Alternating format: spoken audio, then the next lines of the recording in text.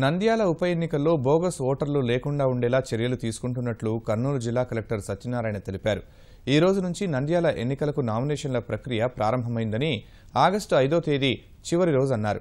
Vote హక్కు కోసం దరఖాస్తు చేసుకున్న వారిలో అర్హులైన వారిని మాత్రమే ఓటర్లుగా గుర్తిస్తామని కలెక్టర్ తెలిపారు.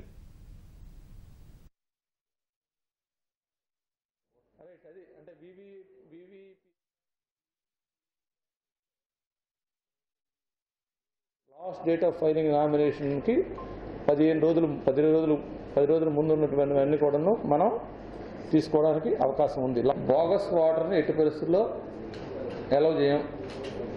జెన్యూన్ వాటర్ ఎవరైనా ఉంటే అలౌ చేయకుండా ఉన్నాం. దానికి సంబంధించి door to door verification already ఇప్పుడు జరుగుతుంది. మనకి ఏవైతే 16,378 అప్లికేషన్స్ 26/7/2017 నాటికి వచ్చాయో వాటిలన్నింటినీ కూడా మనం ఇప్పుడు ఎంక్వైరీ చేస్తున్నాం.